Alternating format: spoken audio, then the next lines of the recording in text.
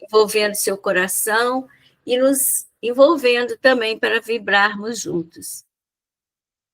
Aí, o que você precisar, você vai falando com a gente.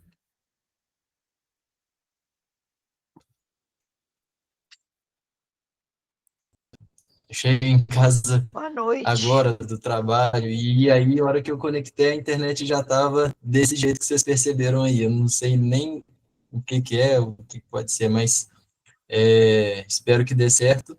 Se continuar travando muito, alguma coisa assim, eu desligo até minha câmera. Vocês vão me dando notícias se tiver picotado aí, porque para mim aqui tá tudo uma tela preta, não vejo o rostinho de ninguém. E se na pior das hipóteses aqui no computador não funcionar, eu tento acessar pelo celular para a gente poder fazer, tá bom? Então vocês vão me dando notícias aí, por favor, porque eu não estou enxergando nada nem ninguém. Estou me sentindo no umbral. Faz uma oração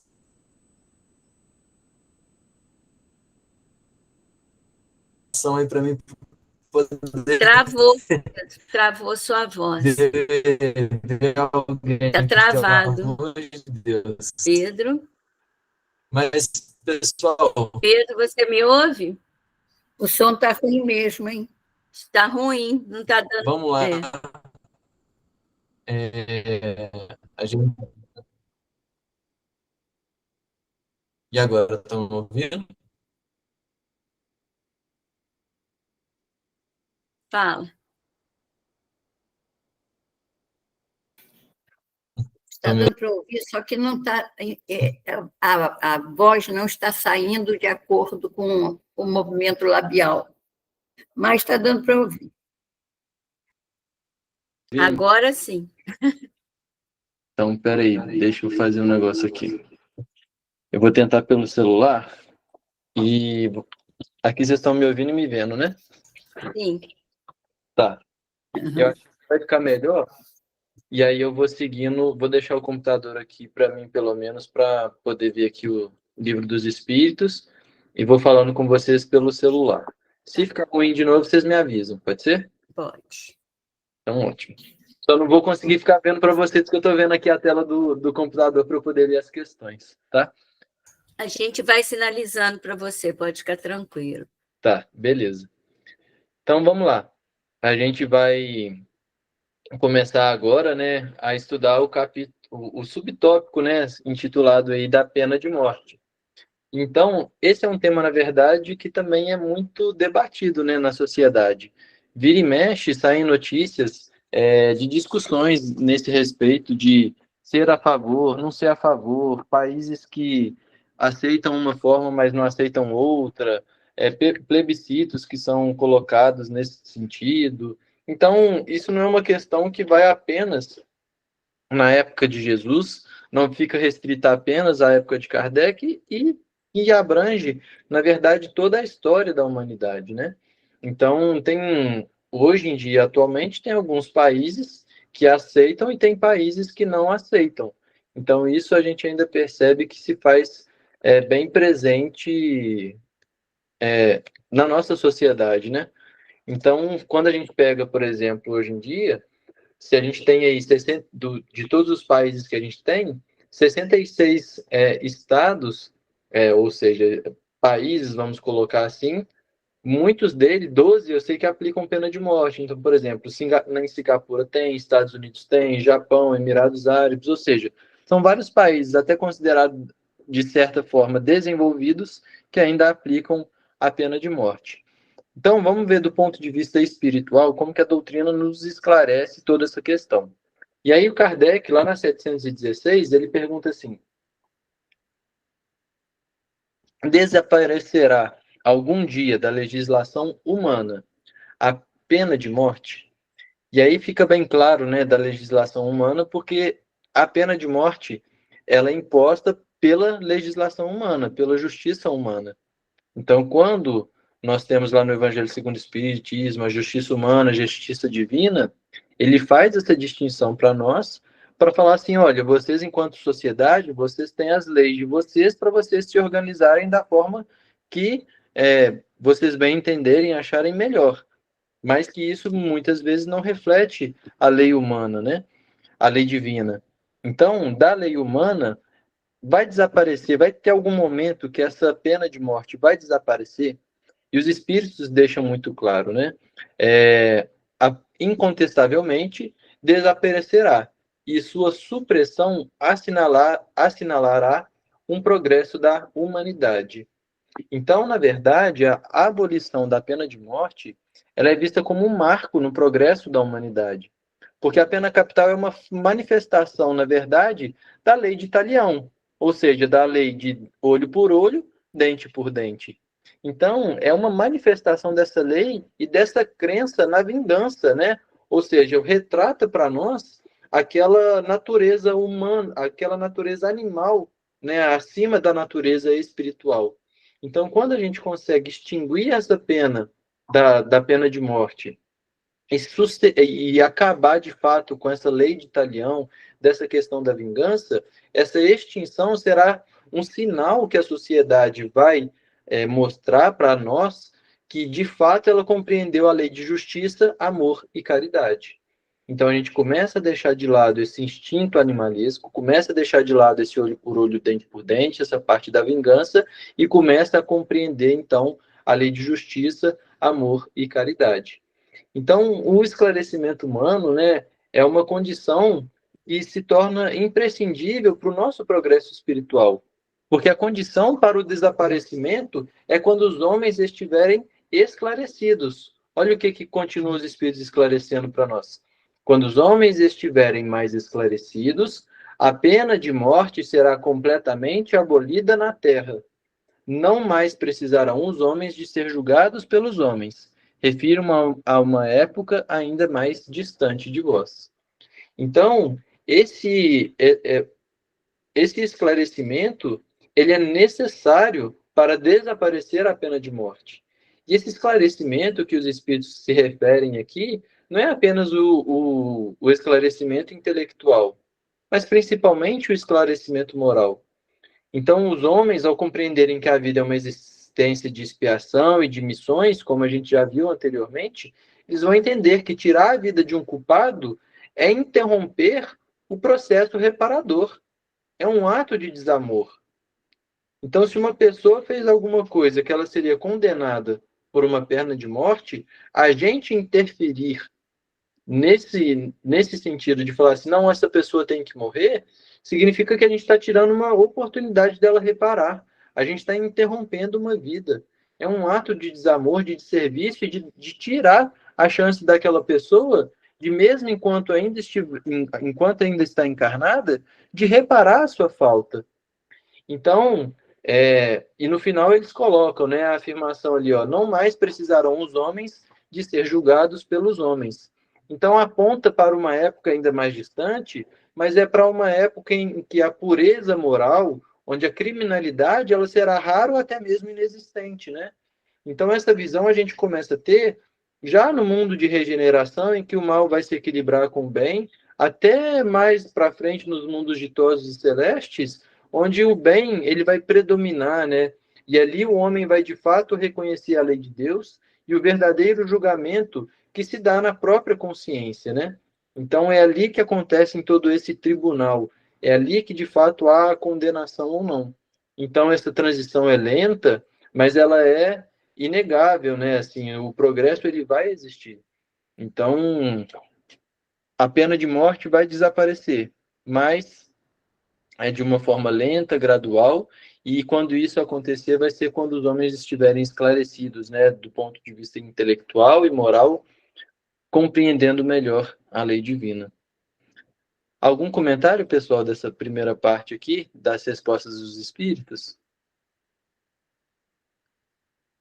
Então vamos ver o comentário aqui do Kardec, né? Ele diz assim, ó, sem dúvida, o progresso social ainda muito deixa a desejar.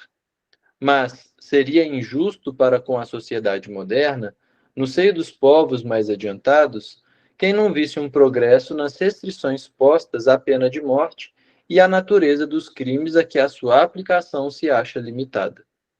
Se entre esses mesmos povos compararmos as garantias de que a justiça procura cercar o acusado, a humanidade de que usa para com ele, mesmo quando reconhece o culpado, com que se pratica em tempos que ainda vão muito longe, não poderemos negar o avanço do gênero humano na senda do progresso. Então, aqui traz para nós essa perspectiva, né, desse progresso gradual e de uma responsabilidade histórica, né? Embora o progresso social ainda deixe muito a desejar, seria injusto da nossa parte não reconhecer esse avanço, né? Então, o espírito ele reconhece a evolução nos povos mais adiantados, onde a pena de morte já sofreu restrições e se limita a um certo número menor, né, de crimes. Então, o texto, né, esse comentário do Kardec, ele também destaca para a gente a melhora nas garantias dadas aos acusados e à humanidade, com que a justiça procura tratá-los. Então, essa comparação com tempos que não vão muito longe, onde a justiça, por exemplo, ela era sumária, muito cruel, prova que o gênero humano está avançando na senda do progresso, né? Então, essa evolução ela é gradual, é o fruto pacífico, vamos dizer assim, da justiça, que Paulo se refere lá na carta aos Hebreus, lá no capítulo 12, que a humanidade colhe ao se submeter, mesmo que de forma dolorosa, à correção divina. Então, a gente sabe que a correção nunca é fácil, nunca é tranquila, nunca vem no formato de doce. Ela é uma correção com sabor de remédio, com sabor amargo, mas que vai trazer de fato um benefício, assim como o amargor do remédio é ruim no primeiro momento, mas traz um benefício ali a longo prazo, né? Então a sociedade ela vai aprendendo através do sofrimento, através das experiências, através do erro, a ser menos rude e consequentemente ser mais caridosa, né? Então essa abolição da pena de morte, ela está em perfeita sintonia com a mensagem do Cristo e com a mensagem da doutrina espírita, né? Que o cristianismo ele prega para nós o quê? O perdão e a recuperação. A pena de morte ela vai negar essa possibilidade de reparação e de conversão daquele que cometeu o ato, que cometeu um pecado, vamos dizer assim, para aquele espírito endividado. Então, tirar a vida é um grande crime que nós cometemos enquanto sociedade, mesmo que a lei humana autoriza, pois interfere no plano de Deus para a expiação do próprio espírito. Então, nós temos ali muita responsabilidade enquanto sociedade nessa questão da pena de morte, porque a gente está, enquanto sociedade, infringindo a lei de Deus, né? A gente está cortando a possibilidade de reparação e de conversão ali de uma pessoa que está em erro. Alguém levantou a mão, só não estou vendo. Leci levantou a mão, Pedro. Ótimo. Vamos lá, Leci. Não, Pedro, só para a gente relembrar também que, como as leis, né, da terra, elas são falhas, né? E muitas vezes tem inocentes que são condenados, né? Inclusive tem até filmes de casos, né, verdadeiros, verídicos, né? De pessoas que foram condenadas, né? E não era culpada, né? E isso vai gerar o quê? Uma revolta, vamos dizer assim, no espírito, vamos ver também, né, através da obsessão depois, né, diante dessa situação dele, né, acredito que, né, também isso possa acontecer, né. Acho que é um filme que teve, que acho que é bem conhecido, é O Milagre, não sei, lembra? Ele era médio, e depois ele curou uma senhora que tinha câncer, um autor escuro, não sei, não lembro o nome dele. Um filme bem conhecido. Ele ficou preso, né, e dentro da cadeia ele começava A espera de um milagre. Isso mesmo. Então, assim, isso foi um caso verídico, né? Diz que o rapaz ele era inocente e foi condenado à morte, né?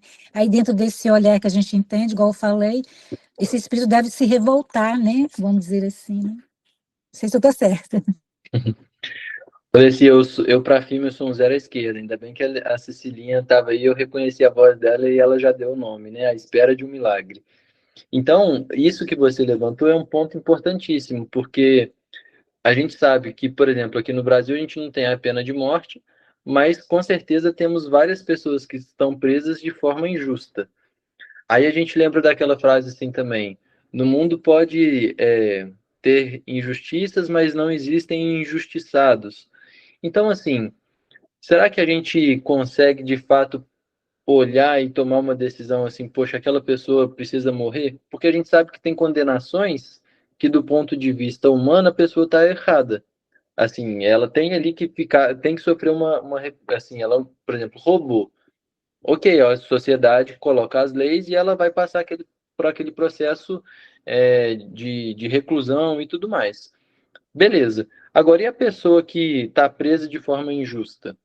Aí imagina se a gente ainda tira a possibilidade dessa pessoa sair da prisão ou decreta a pena de morte. Então, isso, para nós, já é um complicador.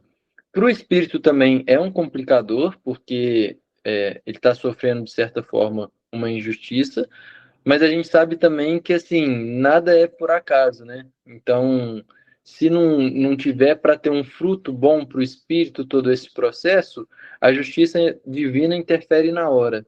Então, o caso vai se revelar, alguma coisa vai acontecer, e se a pessoa está passando de fato por essa injustiça, as coisas acontecem. Eu sempre dou o exemplo, por exemplo, do Paulo de Tarso, com outro propósito, mas eu vou levantar esse mesmo exemplo aqui porque eu acho que cabe, né? Quando ele está lá com Silas, numa cidade, fazendo a pregação do evangelho, e eles são condenados à cadeia e tudo mais por blasfêmia, enfim. Aí vão os dois para a prisão. E detalhe, o Paulo, ele tinha uma cidadania romana, por todo o seu histórico, enfim, a família, ou seja, as pessoas que elas eram cidadãs romanas, elas não poderiam ser presas. Então, Paulo, ele poderia, como se fosse assim, dar uma carteirada e falar assim, não, aqui eu estou sendo preso de forma injusta. Mas lá na cadeia, ele começa a levar o evangelho. Ele começa a falar para os presos, ele fala para o carcereiro, e depois, sem ele precisar usar dos títulos nem nada, acontece aquele caso que nós conhecemos, das células, né, se abrirem e eles poderem fugir sem maiores problemas. Ou seja, porque eles não tinham que estar ali. Paulo estava ali de forma injusta do ponto de vista humano, mas também injusta do ponto de vista espiritual. Ele só foi, Jesus só deixou ele ir para lá para poder pregar para os carcereiros, para as pessoas que estavam presas. A partir do momento que ele fez esse trabalho, ó, já tem que liberar ele daí porque ele não tem que ficar aí. E aí, assim, ele sai. Então, eu acho que a gente pode também usar essa analogia, que sim, você está certo, mas que também relembrar que, do ponto de vista espiritual, não tem esses injustiçados, né? Pedro, o Kiko levantou a mão. Ótimo. Vamos lá, Kiko. Bom ter você de novo aqui com a gente. Ei, gente. Ó, é o seguinte, eu ouvindo o Pedro, Leci, aqui os espíritos, né, nessa questão, aí me veio a certeza da esperança, né, de como essa doutrina é mesmo consoladora, né? Porque no comentário do Kardec, ele fala ele fala do outro lado, né, que apesar de existir pena de morte, apesar de existir até Esquadrão da Morte, no Brasil não tem pena de morte, mas tem Esquadrão da Morte, né, que é pior ainda, que é o julgamento sumário e justiceiros, né, gente executando quem eles acham que não fez o bem, fez o mal, né? E mais ao lado disso, paralelamente, né, tem tanta coisa boa no Brasil mesmo, né? Hoje em dia tem pena alternativa à prisão, né? Serviços comunitários, tem uma série, tem o regime de progressão de pena, né? Que a pessoa passa do fechado para o semiaberto, para o aberto, trabalha lá dentro, pode estudar dentro da penitenciária, e cada vez mais a ciência criminalista, cada vez mais caminha para recuperação do condenado, né? E com a perspectiva de que tem recuperação, e que a prisão não é uma punição, não é uma punição, é sim só como quem faz com uma pessoa que está com uma moléstia, por exemplo, com ebola, né? E isola do convívio da sociedade porque ela é perigosa para ela mesma e para os demais, né? Então, a prisão não mais como punição, o que afasta de vez a pena de morte, né? Então, tem todos esses avanços que são sinais de que a nossa civilização, a planeta Terra, está evoluindo, né? Está evoluindo, está melhorando. Então, não é só coisa ruim, é também coisa boa. Isso dá muita esperança, né? Muita consolação. E outra coisa que eu achei muito legal na fala do Pedro, da Leci e aqui dos espíritos, é que vai chegar o tempo que os homens não mais precisarão julgar os homens. Que aí que foi o que eu pensei, puxa vida, quando a gente deixar para Deus o julgamento e para o próprio Espírito, né? Para eles mesmos, o Espírito com Deus achar o caminho para a sua redenção, para a sua regeneração. Isso vai ser tão bom, né? É um sinal de maturidade e de evolução também. É isso. Me encheu de esperança. Me consolou. Isso é bom demais mesmo, né? Porque, assim, é o que está lá na 621, onde está escrita a lei de Deus, na nossa consciência. E Deus, como criador das suas leis, e essas leis de forma são imutáveis, né? Regem todo o universo, ele é o seu primeiro cumpridor. Então, na verdade, assim, ele não está fazendo nada, a gente está restrito ali às leis, e essa consciência que está nos acusando ou não. E muitas vezes as pessoas conversam com a gente, né, assim, com certeza com vocês também, e a gente pede conselho, as outras pessoas pedem conselho e tudo mais. E isso é uma tônica que tem sempre vindo, assim, nas conversas com amigos e tal, é a gente ter a nossa consciência tranquila, porque a gente não consegue interpretar ou saber o que o outro vai pensar, o que o outro vai achar. A gente não controla essas atitudes e a perspectiva das outras pessoas, mas a gente consegue controlar a nossa consciência. Então, se eu estou com a consciência tranquila, que eu estou agindo de uma forma correta, que eu estou fazendo o meu melhor, que eu estou me preocupando também no bem-estar da outra pessoa, agindo de acordo com, de fato, Jesus esperasse que eu agisse, ou me fazendo aquilo, né, fazer ao outro aquilo que nós gostaríamos de receber, eu estou com a minha consciência tranquila. E isso traz uma liberdade, uma esperança muito grande. Porque senão a gente fica sempre pensando, poxa, mas se eu fizer aquilo, e se o outro achar isso, e se o outro achar aquilo? A gente não tem esse controle, né? O que a gente tem o controle eu posso fazer o que eu acho melhor, de uma forma que eu também gostaria de estar recebendo aquilo que eu estou fazendo. E aí eu fico satisfeito, aí eu fico tranquilo, né? Então, é libertador, né? É esperançoso realmente quando a gente não tiver mais que ser julgado pelos homens apenas pela nossa consciência, apenas por Deus, né? Muito bom, Kiko. Bom ter você aí de novo com a gente. Mais alguém, pessoal, quer fazer algum comentário sobre essa 760? Acho que não, né? Então vamos ver na 761. A lei de conservação dá ao homem o direito de preservar sua vida. Não usará ele esse direito quando elimina da sociedade um membro perigoso? E os espíritos esclarecem. Há outros meios de ele se preservar do perigo que não matando. Ademais, é preciso abrir mão e não fechar ao criminoso a porta do arrependimento. Então, a gente vê nessa questão de 761 que o Kardec ele quer confrontar, vamos dizer assim, o direito de conservação que a gente viu, né? A lei de conservação, a gente já estudou ela aqui anteriormente. Então, ele confronta esse direito de conservação com a aplicação da pena de morte, oferecendo o ponto de vista moral sobre uma supressão, vamos dizer assim, de um membro perigoso, né, da sociedade. Então, ela levanta esse dilema, né? Olha, se a lei de conservação, ou seja, o direito de preservar a própria vida, justifica a minha defesa, ela, teoricamente, justificaria a pena de morte como eliminar um perigo social? E as respostas dos espíritos é muito clara, né? E ela também delimita o alcance do direito da conservação sob a ótica da caridade. Quando eles dizem assim, há outros meios de ele se preservar do perigo que não matando. Então, o espírito, na verdade, ele reconhece a necessidade da proteção da sociedade, mas nega que a pena capital, ou seja, que a pena de morte, seja a única solução. a evolução da inteligência humana ela deve fornecer outros meios, como o aprisionamento, o isolamento, a própria segurança e até mesmo essa prisão, mas com projetos e com situações que favoreçam ali o crescimento da pessoa, que mudem de fato a perspectiva dela, enfim.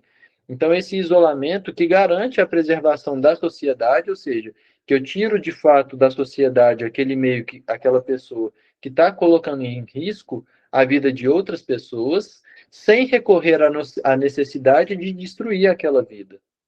Então, embora tenha de fato esse conceito da legítima defesa, no calor do momento pode ser até atenuada pela necessidade, a pena de morte, mas ela não se enquadra nesse atenuante, né? Ou seja, é uma escolha deliberada da sociedade de não perdoar. Então, o ponto nosso mais alto, né, da moral espírita nessa questão é quando eles deixam claro, é preciso abrir e não fechar ao criminoso a porta do arrependimento. Então, essa porta do arrependimento a gente não pode fechar nunca de ninguém. E não estou falando aqui agora só da pena de morte. A gente jamais pode fechar a porta de arrependimento de uma outra pessoa. Porque quando a gente pega lá no Código Penal da Vida Futura, lá no Céu e Inferno, na segunda ou terceira parte, a segunda parte, os espíritos lá, e Kardec trabalha isso, deixando claro que o Código Penal da Vida Futura são 3 etapas. A primeira etapa, o arrependimento, a segunda etapa, a expiação, e a terceira etapa, a reparação. Se a gente fecha a porta do arrependimento para o espírito, ele não consegue progredir, porque arrepender é o primeiro passo antes de expiar e depois ele reparar o dano que fez a outra pessoa. Então, é como se a gente tivesse colocado um limite no que a pessoa pode atingir. Então, isso a gente não pode fazer jamais, né? O arrependimento, ele é de fato o primeiro passo para essa conversão. E a pena de morte é o ato máximo, vamos dizer assim, que a gente consegue ter para fechar essa porta para essa conversão. Então, a doutrina ensina, o próprio evangelho nos mostra que o amor ele deve persistir e que a esperança da reabilitação daquela pessoa ela deve ser mantida, mesmo para aqueles espíritos mais endurecidos. Então, quando a gente pega o livro lá, Libertação, do André Luiz, e tem lá a história do Glúbio e de todos aqueles espíritos que são considerados assim completamente endurecidos, a gente percebe que mesmo naqueles que o coração parece ser de pedra, o amor sempre consegue vencer. Então, a gente tem que usar a nossa força com o amor, com a compaixão, com a empatia, com a união, usando os mecanismos da gente jamais fechar de fato a porta ali do arrependimento para outra pessoa, né? Alguém, pessoal? Ô Pedro, Oi? me passou aqui pela cabeça que Jesus, pensando nesse direito de defesa, né? Uhum. Jesus, quando foi torturado e assassinado, escolheu abrir mão desse direito de legítima defesa. Uhum. Não reagiu. Com certeza. E quando ele está lá condenado, Kiko, lá crucificado, tinha um criminoso do lado dele sendo condenado à pena de morte, né? Junto com ele. 2, também. né? E ali ele não fecha a porta do arrependimento para o criminoso, não. O criminoso tem um arrependimento e ele fala assim, olha, ainda hoje você vai ter comigo no céu, vamos dizer assim, né? No reino dos céus. Ou seja, não é, obviamente, que basta eu falar assim, eu estou arrependido que meus pecados estão absolvidos. Não. Não existe essa... A gente hoje, com a doutrina espírita, sabe que não funciona dessa forma, né? Que às vezes é difundido aí. Mas é o primeiro passo. Por isso que Jesus fala, olha, como você está se arrependendo, esse é o primeiro passo, você já vai estar comigo lá, porque agora você vai precisar trabalhar para poder espiar e reparar essa confusão que você arrumou aí. Mas você já vai estar comigo. Então, se Jesus não fecha essa porta, né? Pois é. Muito bom. Mais alguém, pessoal? Agora, Alessi. Ô Pedro, essa questão, ela volta aí, assim, na primeira, né? Porque quando você falou, para chegar nesse ponto aqui, né, que esse meio, né, de entender que o criminoso, ele necessita, né, tá fechando a porta dele desse arrependimento, igual você falou, o esclarecimento ali lá da 760, ele quer dizer o esclarecimento espiritual, né? Por quê? Em termos de tecnologia, né, tecnológica, de cultura, né, desses conhecimentos materiais, assim, a humanidade já está bem avançada.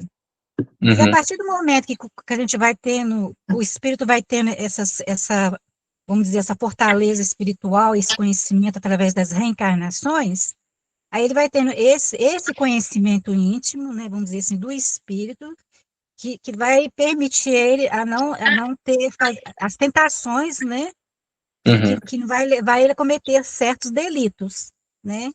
Eu acho que esse conhecimento é isso, né, da primeira questão, né, que por espírito, né, através das reencarnações, ele vai tendo esse conhecimento espiritual, vai permitir esse bloqueio, vamos dizer assim, né, das nossas questões, é isso? Com certeza, sobretudo o conhecimento moral, na verdade, né? Porque se a gente parar para pensar, algumas, até hoje, o que são leis humanas decorrem de princípios morais, né? Então, por exemplo, quando a gente pega lá os 10 mandamentos, não matarás, não cometerias adultérios e tudo mais, você não precisa ser católico, ser cristão, ser nada disso para poder saber que aquilo são princípios morais e que norteiam e engrandecem a vida. Então, tem pessoas, por exemplo, que têm uma conduta moral completamente correta, mas que são ateias. Então, a nossa condição de felicidade futura não está relacionada à nossa religiosidade. Está relacionado, sim, à nossa fé em Deus, mas está relacionado aos nossos conhecimentos morais. Porque o conhecimento por si só, ele não é primordial para a nossa evolução. Porque eu posso usar do meu conhecimento para poder matar, para poder prejudicar, para poder criar coisas que vão destruir ao invés de engrandecer. Mas quando eu tenho o meu moral construído com os meus valores, com os meus deveres e tendo ali a consciência tranquila, significa que eu estou de fato avançando, né, para poder progredir espiritualmente e ter essas condições de não só resolver a minha própria vida, né, com os meus débitos passados, como também de dar condições às pessoas que estão ao meu redor de fazerem também a sua própria transformação moral, né? A Maria Reis também levantou a mão, Pedro. Fique à vontade. Voltando àquele item dos Jesus crucificado, né, entre os dois ladrões, um deles desafiou. Você não é filho de Deus? Não diz que é filho de Deus? Então, tira a gente daqui, sai você e tira a gente também daqui. Foi aí que o Dimas, o bom ladrão, entrou e falou: nós estamos merecendo estar aqui. Ele é um inocente e está pagando o que ele não fez. E nós merecemos, porque nós somos ladrões e merecemos estar aqui cumprindo essa pena. Ele não, ele é o Filho de Deus e está passando o que nós estamos passando. Ele é um inocente. É isso aí que eu lembrei desse detalhe aí. E você narrou muito bem, Maria, porque aí a gente percebe, né, que Jesus está ali no meio de duas pessoas que estão com uma visão completamente distintas e do mesmo fato, porque as duas cometeram equívoco, ou seja, as duas infringiram ali a lei humana, mas uma já despertou e a outra ainda continua sem se arrepender, sem se enxergar naquela situação como um todo. Jesus diz, né? E até está sentindo pena demais daquele inocente que estava ali passando aquele sofrimento atroz, né? Enquanto que o outro só estava pensando em si próprio. Se você é filho de Deus, sai daí e nos tira também daqui. Você tem poder para isso. Uhum. É isso. E por isso que Jesus diz, né? Ó, desperta, ó tu que dormes, ou seja, vamos sair desse materialismo, vamos dar foco no que é importante, no que é espiritual, né? Todas as curas que ele faz dos cegos também, olha, o que queres que eu faça, Senhor? Quero que eu veja. Mas esse ver não é só de enxergar, não é só enxergar a matéria, é ver além da matéria, ver no âmbito espiritual. E aí o despertar, ele é individual, ele é de cada um. Então tem pessoas que numa encarnação vão despertar pelo amor, tem pessoas que vão precisar de mais encarnações e que através do mecanismo da dor, ele vai despertar, e aí a gente precisa respeitar o tempo de cada um e apoiar sempre, né? Assim, quando isso acontecer, a gente está ali prontos para poder apoiar. E no Evangelho a gente percebe isso, cada hora um despertando de uma forma, né? Muito bem. Tem mais alguém, Celinha, com a mão? Acho que não, né? Não, pode prosseguir. Show. Bom, então, 762. A pena de morte, que pode vir a ser banida das sociedades civilizadas, não terá sido de necessidade em épocas menos adiantadas? Necessidade não é o termo, dizem os espíritos. O homem julga necessária uma coisa, sempre que não descobre outra melhor. À proporção que se instrui, vai compreendendo melhor o que é justo e o que é injusto, e repudia os excessos cometidos nos tempos de ignorância em nome da justiça. Bom, então, aqui nessa 762, né, Kardec está questionando se a pena de morte, embora destinada a desaparecer, como ele já mostrou nas questões anteriores, se ela não teria sido uma necessidade histórica, se em um determinado momento da nossa história, enquanto sociedade, enquanto humanidade, se de fato não era uma necessidade realmente que apareceu ali. Deixa eu só ver se eu consigo ver quem está com... Espera aí, gente, para eu desligar o microfone, que tem alguém com... Leci. Ah, show. Desliguei, desculpa, viu? Não, tranquilo. É só porque hoje fica mais difícil para eu poder achar aqui. Então, o Kardec ele quer saber se em algum momento da história da humanidade, se de fato aquilo não foi necessário, né? E aí os espíritos deixam claro, né, que, olha, primeiro, necessidade não é bem o termo, né? Ou seja, a doutrina ela ensina que o mal nunca é uma necessidade real. A pena de morte ela não foi necessária, mas sim o máximo que a inteligência humana, de forma primitiva, conseguiu conceber naquele momento como um método de preparação. Então, como naquela época o nosso intelecto e a nossa moral era baixa, era de um mundo primitivo, é de um mundo de provas e expiações, o máximo que a gente conseguiu conceber foi isso: olha, vamos condenar essas pessoas à pena de morte. Então, na nossa ignorância, o homem não via outra forma melhor de se proteger do perigo social que aquele indivíduo poderia causar que não fosse a pena de morte. Então, qual que é a alternativa para essa solução? É o progresso. A existência de outros meios de preservar do perigo prova que a pena capital, que essa pena de morte, ela nunca foi uma necessidade absoluta, mas um erro de julgamento decorrente da nossa falta de esclarecimento e da nossa falta de caridade. Então, já na segunda parte da resposta, ele vai traçar justamente o caminho moral e intelectual do homem, quando eles dizem, olha, a proporção que se instrui vai compreendendo melhor o que é justo e o que é injusto, e repudia os excessos cometidos nos tempos de ignorância em nome da justiça. Então, esse progresso do homem leva a uma compreensão mais profunda da justiça. Então, essa compreensão ela já não vai ficar mais limitada à lei do talião, por exemplo, de olho por olho, dente por dente, mas ela começa a se voltar para a lei de amor e de caridade.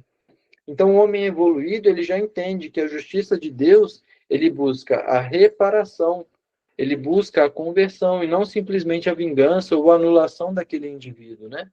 Então, o progresso ele faz com que essas sociedades elas vão repudiando esses excessos que foram cometidos no passado, né, ali em nome de uma certa justiça humana, e a dor de séculos de violência e de barbárie, porque a nossa história enquanto humanidade é recheada de histórias de barbárie de todas as formas, ela vai se transformando aos poucos, né, nessa lei de amor, justiça e caridade que Jesus coloca para nós. Então, essa lição da questão 762 nos mostra que, na verdade, muitas vezes nós julgamos ser necessário várias situações, não apenas a pena de morte, né? Então, muitas vezes a gente julga sendo necessário a crítica, a fofoca, ou agir até mesmo com malícia, porque a gente não consegue ver uma alternativa melhor. A paciência, por exemplo, o silêncio, a indulgência. Então, a nossa necessidade de revidar é, na verdade, a nossa falta de instrução moral e a predominância da nossa natureza animal ainda por cima. Então, esse progresso nosso individual, ele vai se dar quando nós compreendermos melhor o que é justo e o que é injusto. E quando nós começarmos a repudiar esses excessos cometidos muitas vezes em nome do nosso próprio ego, como a raiva, a intransigência, essa condenação. Então, a nossa necessidade real é, de fato, o progresso moral, e não uma justificação da violência, da pena de morte, né? Então, a evolução é o caminho que nos leva a ver a caridade, onde antes a gente só conseguia enxergar como a única possibilidade de se proteger contra aquela pessoa seria a pena de morte. Então, a gente precisa ter bem claro isso, né? Alguma consideração? Ou vamos adiante? Hoje eu estou muito perdido aqui, gente. Que coisa ruim. Vamos adiante. Que coisa ruim não conseguir ver vocês para poder saber se eu continuo falando, se o povo está entendendo o que eu estou falando. Mas qualquer coisa, vocês não ficam bravos comigo, não. A gente está tentando. Vamos para 763, então. Será um indício de progresso da civilização a restrição dos casos em que se aplica a pena de morte? Então, ele quer saber sobre esse indício de progresso, né? Porque, vamos recapitular, a gente já estudou sobre a lei do progresso, a gente sabe que os mundos progridem, os espíritos progridem, é uma lei, não tem como fugir disso. A gente pode ficar até estagnado por um certo tempo, mas tudo vai progredindo, né? E aí ele pergunta, será um indício de progresso da civilização a restrição dos casos em que se aplica a pena de morte? Ou seja, quando a gente começa a ir reduzindo. Se a gente antes tinha vários casos que eram condenados à pena de morte e agora esses casos estão diminuindo, que isso é um sinal do progresso. E aí os espíritos dizem, podes duvidar disso? Então a resposta é, em essência, um apelo à própria consciência moral, né? Porque o espírito, praticamente, ele convida a Kardec e, consequentemente, a nós mesmos, a refletir sobre a narrativa das próprias carnificinas humanas. Então, eles colocam assim, olha, não se revolta o teu espírito quando lês a narrativa das carnificinas humanas que outrora se fazia em nome da justiça, e não raro em honra da divindade, porque muitas vezes os homens, eles não faziam as coisas apenas pela justiça humana, não. Eles ainda colocavam Deus no meio da história, né? Olha, Deus quer que a gente mate aquela pessoa, que a gente invada aquela tribo e mate todo mundo. Então, eles colocavam até em honra essa questão da divindade. Continuam eles respondendo, das torturas que se infligem ao condenado e até ao simples acusado para lhe arrancar, pela agudeza do sofrimento, a confissão de um crime que muitas vezes não cometera? Pois bem, se houvesses vivido nessa época, terias achado tudo isso natural e talvez mesmo, se fora juiz, fizesse outro tanto. Assim é que o que pareceu justo numa época parece bárbaro em outra. Suas leis divinas são eternas, as humanas mudam com o progresso e continuarão a mudar até que tenham sido postas de acordo com aquelas. Então, na verdade, a parte mais rica da resposta, né, ela reside ali na análise da relatividade das leis humanas com a sua relação com as leis divinas. Então, eles dizem assim, o que pareceu justo numa época parece bárbaro em outro. Então, quando os espíritos usam essa frase, eles destacam para nós a imperfeição das leis criadas pelo homem. A justiça humana, ela é o reflexo do nosso nível de moralidade e de esclarecimento da sociedade em um dado momento. Isso explica como que as civilizações elas eram avançadas sob um ponto de vista intelectual, podiam ter leis cruéis, pois seu progresso moral estava completamente atrasado. Então, hoje a gente já consegue olhar para 100, 200 anos atrás e pegar a escravidão, que era visto como algo completamente natural, por exemplo, normal, e hoje a gente fala assim, meu Deus, como é que as pessoas tinham escravos? Como que a pessoa condenava a outra pessoa e achava que era superior só pela cor da pele. Por quê? Porque, enquanto sociedade, hoje a gente já evoluiu moralmente e intelectualmente. Assim como daqui a 100 e a 200 anos, a gente vai olhar para a nossa sociedade hoje e vai falar assim, meu Deus, como é que a gente tinha isso como um praxe normal? Então, a gente vai avançando nessas questões, né? E aí eles dizem assim, antes de eu passar a palavra aí para alguém que pediu. Se houvesse vividos nessa época, terias achado tudo isso natural. E talvez mesmo, se fora juiz, fizesse outro tanto. Então, quando eles usam essa frase, é um próprio convite à nossa própria humildade, à nossa própria indulgência. Porque nos lembra que nós somos os produtos do nosso meio. E que a ignorância, o crime e a crueldade, eles podem até parecer necessários e justificados. Só que a convergência, né, o ponto de convergência é sempre a lei divina, porque eles fecham a resposta dizendo: só as leis divinas são eternas. As humanas mudam com o progresso e continuarão a mudar, até que tenham sido postas de acordo com aquela. Então, as leis divinas são a bússola perfeita e imutável. Elas funcionam em todo o universo e vão ser sempre essas. Já as leis humanas, elas são transitórias e só vão alcançar a perfeição quando elas refletirem plenamente a lei de amor e de caridade do Evangelho. Alguém levantou a mão. Vamos ver aí. Pedro, sou eu, Alessi. Deixa eu te falar. Nós podemos entender hoje, assim, dentro desse olhar da escravidão, né? Hoje nós temos outros tipos de escravidão, né? Individualmente, assim, até mesmo às vezes coletivamente, a gente se deixa levar por certas coisas, né? No caso, né, de o materialismo aí envolvendo nós, né? Esse tipo de escravidão, né? A indústria farmacêutica também, eu acho que é um tipo de escravidão para a humanidade, né? E muitas vezes, não assim, né? Desmerecendo certas, né? A medicação, mas se fez assim um olhar negativo em relação às coisas mais naturais, né, para defender essa questão, né? Então, assim, eu acho que o ser humano ainda, ele mudou só a tática, entendeu? Ele está escravizando ainda a humanidade, ainda, eu gosto de falar nós, eu gosto de falar a maioria, porque muitos aí já têm um olhar mais, né, atento nessas questões. Então, eu gosto de falar nós, mas podemos entender desta forma, né, que estamos hoje sendo escravizados, a maioria das pessoas estão sendo escravizadas de outras formas, né? Sei, o que você acha? Com certeza, ué.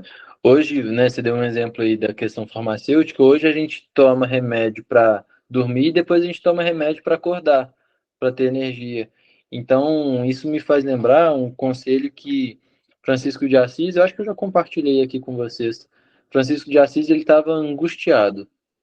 Estava vendo a ordem que ele tinha fundado, dos franciscanos, e, com o passar do tempo, ela estava se afastando um pouco daquele propósito principal que ele fundou, com os princípios que ele fundou, de humildade e tudo mais. Ele estava angustiado com aquilo e foi conversar com a irmã Clara. E aí ele explicou toda a situação para ela, ela vira para ele e fala assim: olha, Francisco, desapega. Aí você imagina, né? Uma irmã Clara falando para um Francisco de Assis desapegar, né? Ele que talvez vai ter difícil ter alguém mais desapegado que ele. E ele falou assim: desapega? É, Francisco, desapega. Você está muito preocupado com essas questões, achando que a ordem é sua. A ordem não é sua, a ordem é do Cristo. Então, qual que foi o ensinamento? Que ele estava achando que a ordem era dele, vamos dizer assim, que ele tinha fundado essas coisas, e que, em certa forma, a preocupação dele era pertinente, era verdadeira. Mas o trabalho não era dele, o trabalho era do Cristo. Por que eu me fez lembrar desse exemplo? Porque ao longo do tempo, nós vamos aprendendo que o desapego ele vai ser sempre uma constante na nossa vida. Em todo momento a gente vai perceber que nós estamos escravizando e sendo escravizados com coisas que não importam. Então, se a gente já consegue olhar para 100 anos atrás e perceber que a escravidão, aquilo era para nós algo que era normal, hoje já é crucial. Hoje ainda a gente vive vários tipos de escravidão, seja através de mídia, de convenções sociais, de coisas que a gente precisa ter, fazer, postar, acontecer, que isso, na verdade, não tem relação nenhuma para a felicidade do espírito, mas que, aos olhos do mundo, são de suma importância. Então, aos poucos, a gente vai se libertando dessas escravidões. E como é que a gente vai percebendo aquilo que a gente ainda é escravo? Através do autoconhecimento. Não tem como a gente fugir disso. Se eu não paro um instante na minha vida para refletir, olha, como é que é a minha reação quando isso acontece? O que eu sou viciado, e esse é o termo, das minhas imperfeições? Será que é só o uso das substâncias que não convém? Será que é a reclamação? Será que é a fofoca? Será que é a preguiça? Será que é a indiferença? Então a gente começa a perceber que nós temos sim muitas coisas para poder, de fato, tirarmos essa escravidão, né? Porque como Kardec deixa bem claro, o foco do espiritismo é ir contra o materialismo. Esse que é o grande inimigo do espiritismo. Então é a gente, de fato, combater com todos os nossos esforços o materialismo, né? Acho que alguém levantou também a mão. É o Fica à Duca. vontade para falar. Vamos lá, Edu.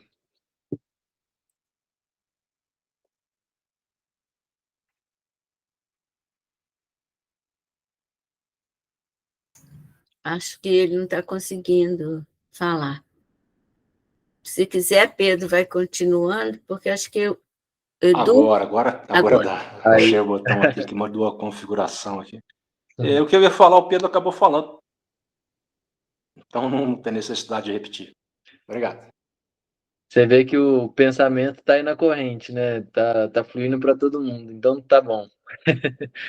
Show de bola, Edu. Bom, vamos ver então, acho que essas duas últimas aqui, ó, para a gente poder encerrar essa temática na noite de hoje. E aí ele diz aqui para a gente assim, ó, na 764. Disse Jesus: quem matou com a espada, pela espada perecerá. Estas palavras não consagram a pena de talião, e assim a morte dada ao assassino não constitui uma aplicação dessa pena? Então, o que Kardec faz? Ele pega um trecho lá do Evangelho, né, quem matou com a espada, pela espada perecerá, e ele pergunta se essas palavras se eles não consagram a lei de talião, né, ou seja, olho por olho, dente por dente. E aí os espíritos deixam claro, olha, tomai cuidado, muito vos tendes enganado a respeito destas palavras como acerca de outras.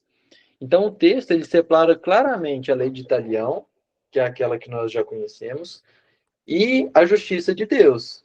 A justiça humana, ao aplicar a pena de morte, ela age por vingança. Esse é o móvel, né? E nega toda possibilidade de reparação, como a gente já conversou. Agora, a justiça divina, ao contrário, ela usa a lei de olho por olho não para destruir, mas sim para educar e reparar. Então, o sofrimento reparador, né, quando a gente olha a lei de talião de Deus, é muito mais uma lei, vamos dizer assim, de causa e efeito, né? Então, o que acontece? As pessoas pegam as frases de Jesus, as frases no Evangelho, e não tiram o espírito da letra, tomam aquilo apenas como letra, né? Assim, só ficam com as palavras. Então, a gente precisa tirar, de fato, o que está escrito ali para poder compreender o fundo daquilo que Jesus queria, de fato, dizer. Então, eles continuam dizendo, a pena de talião é a justiça de Deus. É Deus quem a aplica. Todos vós sofreis essa pena a cada instante, pois que sois punidos naquilo em que haveis pecado, nessa existência ou em outra. Aquele que foi causa do sofrimento para seus semelhantes, virá a achar-se numa condição em que sofrerá o que tenha feito sofrer. Este é o sentido das palavras de Jesus. Não vos disse ele também, perdoai aos vossos inimigos? E não vos ensinou a pedir a Deus que vos perdoe as ofensas, como houverdes vós mesmos perdoados, isto é, na mesma proporção em que houverdes perdoado? Compreendei o bem? Então, aqui os espíritos deixam claro, né, como que uma frase simplesmente interpretada letra por letra pode levar a um pensamento completamente equivocado. Então, eles dizem, olha, essa lei de talião de Deus é a lei de causa e efeito que nós conhecemos, e de reparação que se estende por múltiplas existências. Então, todos vós sofreis esta pena a cada instante, pois que sois punidos naquilo em que haveis pecado, nesta existência ou em outra. Então, eles mostram ali para nós de forma bem clara dois princípios: a pluralidade das existências e a lei de causa e efeito. Então, os sentidos das palavras de Jesus é, portanto, a lei do retorno moral, né? Ou seja, o espírito que viola a lei de amor com a espada, ou seja, com a violência, com o ódio, ele terá que passar por sofrimentos equivalentes, não como castigo, mas como um aprendizado necessário para desenvolver a caridade. Então é óbvio que como eu sempre que eu falo esse exemplo, eu lembro do Heraldo falando aqui com a gente no nosso grupo de estudo. Então, se, por exemplo, nessa encarnação, alguém cortou a orelha do Pedro, aí na próxima encarnação eu tenho que cortar a orelha de alguém, isso daí não existe, né? Então, a gente sabe que a natureza das provas, elas vão existir, das expiações, mas não é porque alguém me matou que eu vou ter que na próxima me matando, nem nada disso, né? Então, isso a gente precisa ter muito claro. E o texto conclui, né, confrontando essa lei de Italião com a lei máxima do Evangelho, né? Não vos disse ele também, perdoai os vossos inimigos? Então, essa é a condição da misericórdia, né? Jesus, ele condiciona ali o perdão de Deus ao nosso perdão. Isso significa que se nós aplicarmos a pena de morte e a vingança, fechando a porta de fato ali do arrependimento, como eles disseram lá na 761, na mesma proporção nós teremos a porta do perdão divino fechado. Então, perdoa da mesmo modo que com que quiseres ser perdoado. E para a gente fechar rapidinho, vamos só ver aqui a 765, que a gente fecha esse capítulo, e se alguém quiser comentar, eu passo a palavra. Que se deve pensar da pena de morte imposta em nome de Deus? É tomar o homem o lugar de Deus na distribuição da justiça. Então aqui já é um problema, né? Assim, a gente impor a pena de morte em nome de Deus, né? É uma violação clara ali. Então eles já deixam claro, é tomar o homem o lugar de Deus na distribuição da justiça. Nós não conseguimos nem fazer a justiça humana, como é que a gente vai tomar o lugar de Deus na distribuição da justiça? Isso não tem jeito, né? Os que assim procedem mostram que quão longe estão de compreender Deus e que muito ainda tem que expiar. A pena de morte é um crime, quando aplicada em nome de Deus, e os que a impõem se sobrecarregam de outros tantos assassínios. Então, assim, essa é completamente fora, né? A pena de morte, ela é um crime, ainda mais quando a gente usa o nome de Deus para fazer qualquer coisa, né? Então, se a gente pode usar o nome de Deus, é sempre através da oração, né? É dali que a gente tem que fazer e utilizar o nome de Deus. Então, eu faço uma oração e peço em nome de Deus que abençoe, que traduza em fé, em esperança e equilíbrio. Agora, eu usar o nome de Deus para justificar as minhas atitudes, sobretudo aquelas que visam apenas o meu interesse pessoal, é não compreender Deus. E, consequentemente, significa que eu ainda preciso despertar e conhecer muito para poder compreender aquilo que é realmente Deus. Então, é isso, pessoal. Desculpa pelos transtornos aí da conexão da noite de hoje. Espero que tenha sido proveitoso, que tenha dado para acompanhar pelo menos os estudos. Se alguém quiser fazer mais alguma consideração final, a gente tem alguns minutinhos aí antes de passar para a Celinha. Se não, é com você, Celinha.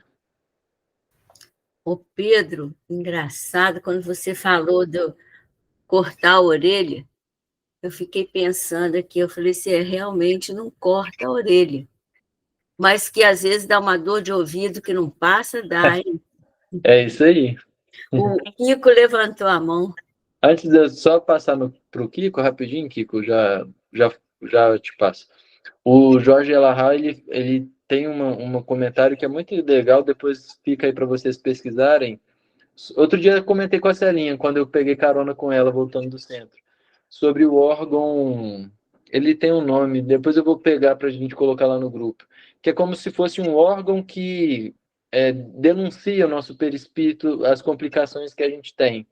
Então, por exemplo, se eu usei minha voz nas encarnações passadas para condenar, para criticar, para matar um monte de gente, nessa encarnação eu não vou vir mudo.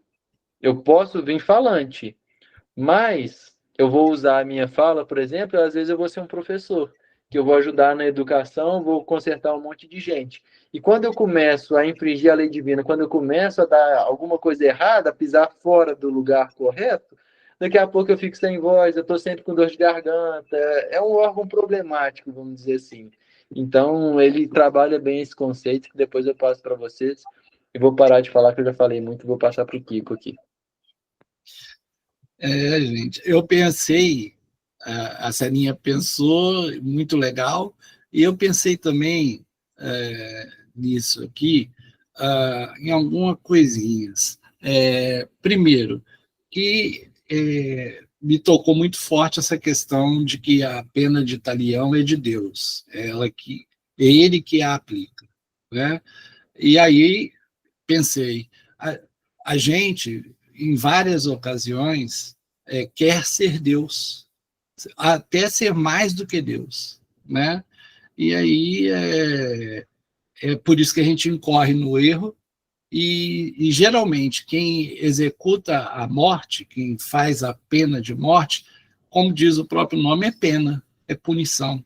Quando o homem é que provoca, o espírito encarnado provoca a morte do outro espírito encarnado, é punição.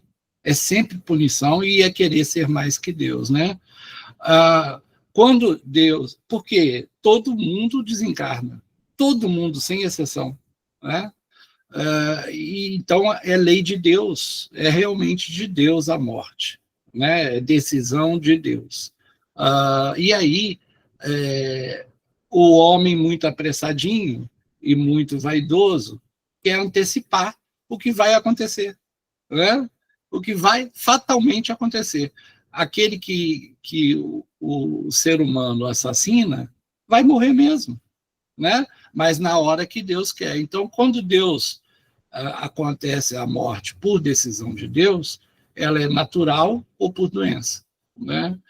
E a outra coisa que eu pensei, que me veio à cabeça na questão aí de arrancar a orelha dos outros, que arrancaram a sua orelha, né? Que o escândalo é necessário, é aquilo que Jesus falou, mas ai daquele por quem vier o escândalo. Se a tua mão for motivo de escândalo, corte. Né? É isso.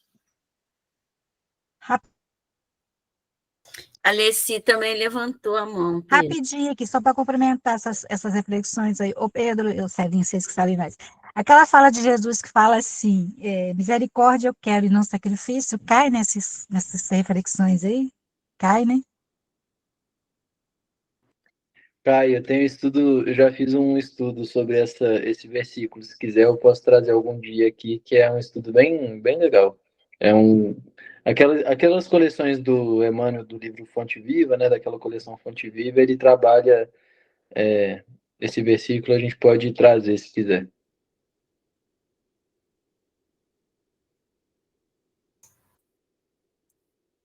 Pedro, eu queria sugerir que você vai falar na próxima reunião, não é? Por que você não traz na próxima, já que a gente terminou um capítulo e vai começar outro? Tá bom, posso trazer. As próximas 2 reuniões sou eu. Isso. Eu posso trazer na próxima esse versículo, misericórdia eu quero e não sacrifício, e no outro a gente começa o próximo capítulo, não tem problema nenhum. Até porque ele consolida, né, o que a gente estudou nesse capítulo que acabamos de ver agora. Show de bola. Tá combinado, então. Então, pronto, aí já veio tudo encaixado. Realmente a corrente está boa. Ô, Pedro, muito obrigada. Deu tudo certo, graças a Deus. Conseguiu superar as dificuldades da internet. Muito bom. E agora, então, nós vamos pedir ao Edson que nos ajude para que a gente possa aproveitar essa corrente que está formada aqui, ampliarmos as nossas vibrações para que possamos abraçar, acolher aqueles que estão sofrendo, aqueles que estão em processo de arrependimento e envolver a todos aqueles que ainda pensam em algum crime, em alguma maldade contra alguém. A palavra é sua, Edson. Por favor. Pede alguém. Desliga o microfone. Pronto. Então, agora vamos pedir ao Edson para fazer a Sagrada Mãe de Cristo para nós, Edson. Alô. Então, vamos elevar o nosso pensamento com bastante firmeza, gente. Sagrada Mãe de Cristo, Mãe Sagrada dos réus, dos cativos e dos moribundos. Sois, por prestígio de maior nomeada, a genetriz das eras dos mundos.